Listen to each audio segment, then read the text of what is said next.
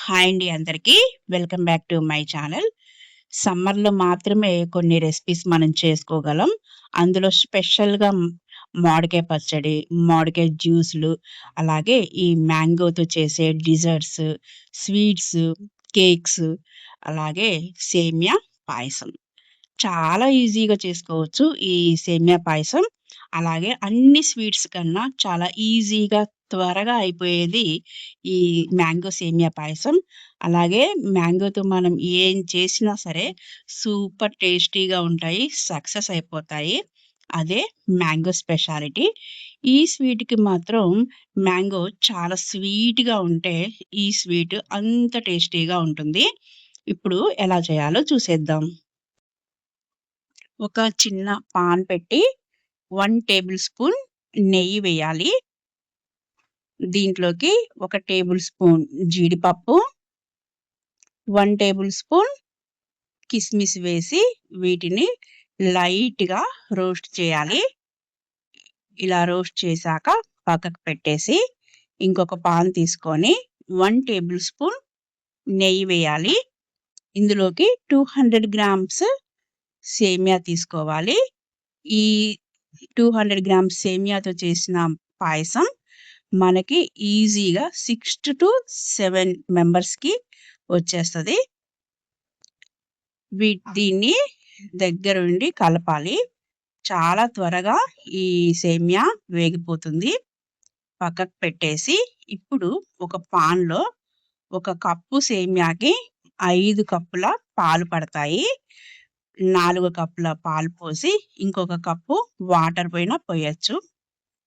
ఇవి వేడెక్కాక ఇందులోకి సేమియా వేయాలి. మనం ఆల్రెడీ వీటిని రోస్ట్ చేశాం కదా! సో, ఇవి అస్సలు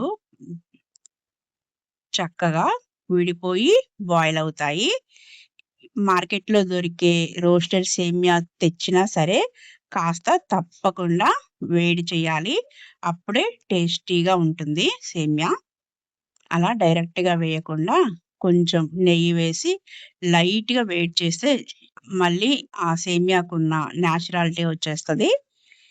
ఇలా మనం బాయిల్ చేయాలి.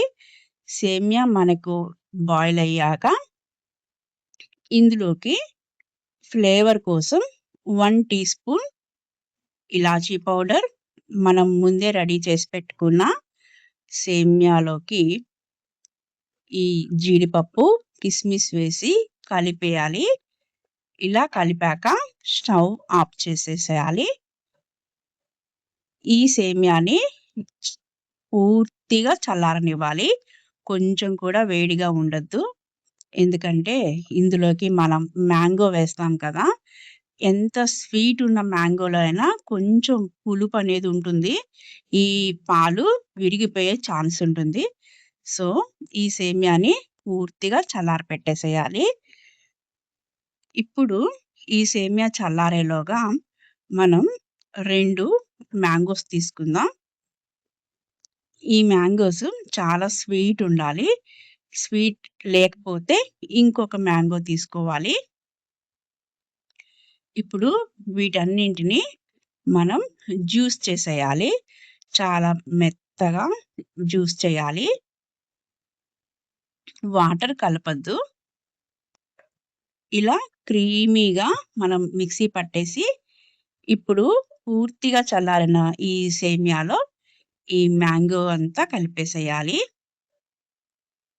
ఈ సేమియా మ్యాంగో అనేది మ్యాంగోలో ఉన్న స్వీట్ మీదే డిపెండ్ అయ్యి ఉంటుంది.